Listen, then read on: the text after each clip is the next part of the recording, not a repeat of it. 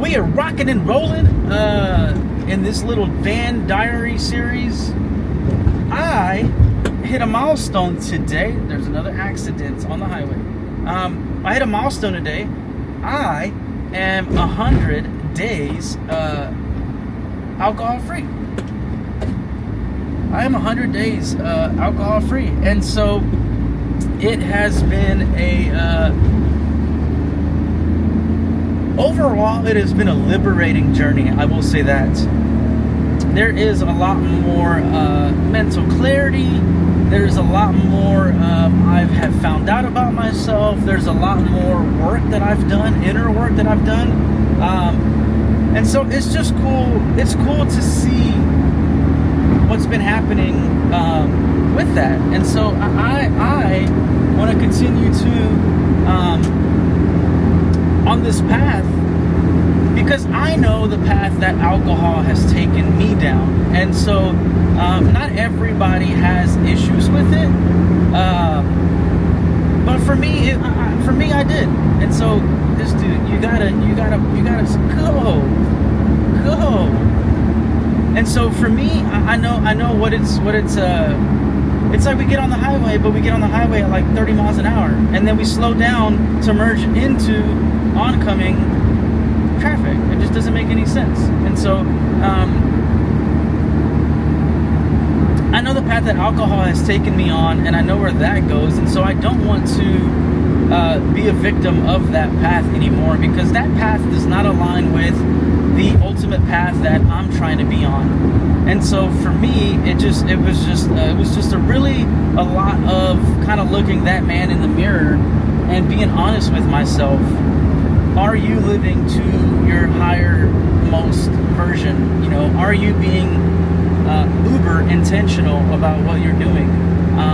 Are you satisfied with the quality of life that you're living? And for the longest time, a lot of those answers were no, I wasn't. A lot of those answers were that I just wasn't in the right mental space. I didn't really want to face the reality of a lot of the stuff that I was dealing with, so it was easier for me to pick up the alcohol and drown that thought, that feeling, everything that was going on at the time. It was a lot easier to drown that. And so I know that going forward, it's not something that I really want to continue to. I gotta find out where I'm going real quick, and I know I shouldn't be texting and driving, but I don't really care because I'm trying to find out. Here we go, 9 minutes away. And so for me, it was one of those things that 43 people.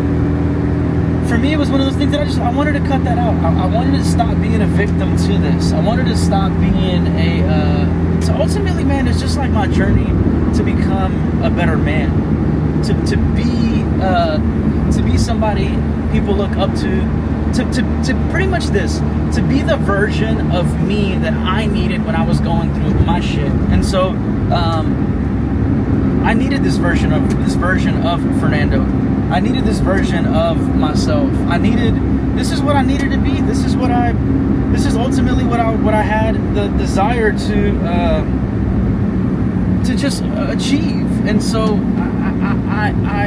I started to kind of tap in a little bit more into who I was as a person and some of the qualities that I do have, and what I've been able to do with only applying like 75% effort of my qualities, my skills, the things I'm good at. And so when I look at that and I look at how much more I'm able to do, or just kind of the idea of like, man, I wonder how much more I can accomplish. I wonder how much more I can achieve if I fine-tune certain areas of my life. And so ultimately, that's just what I decided to do.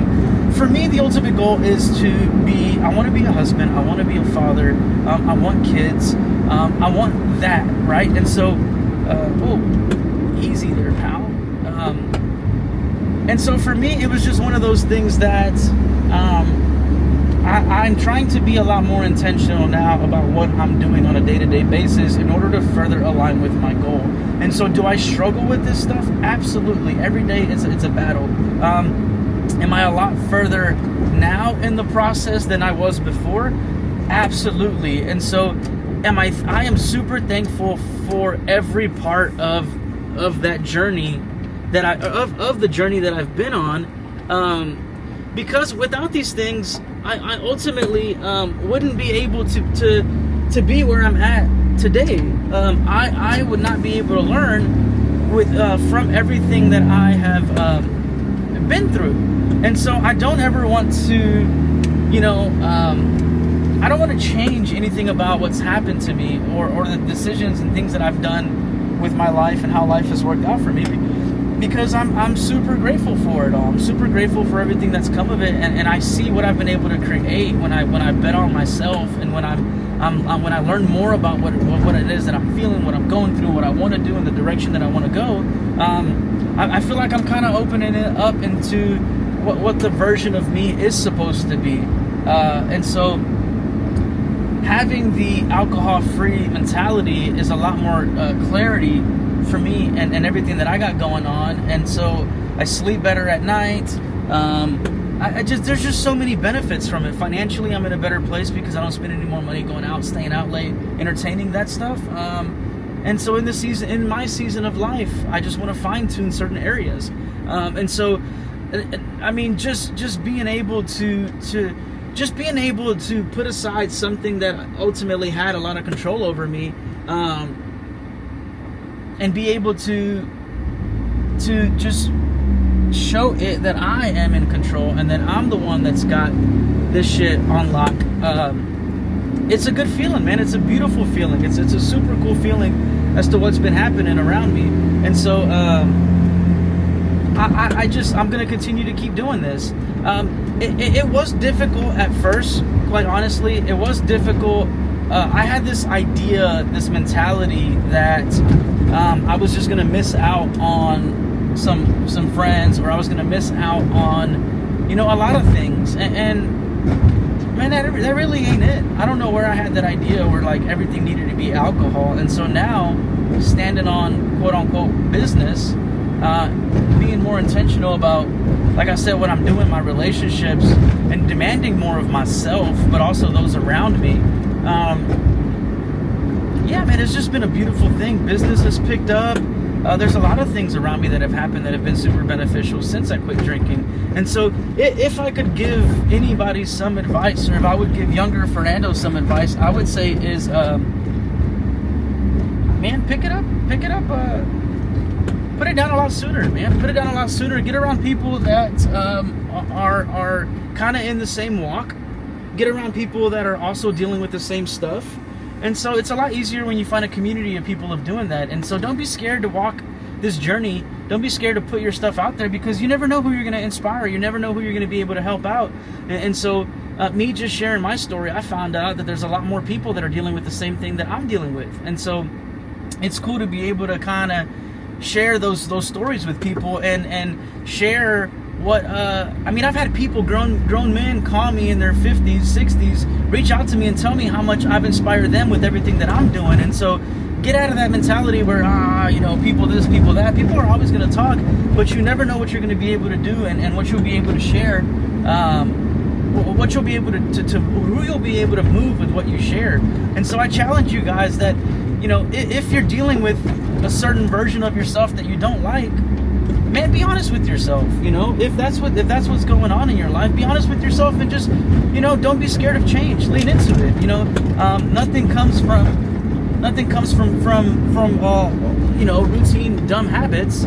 And so you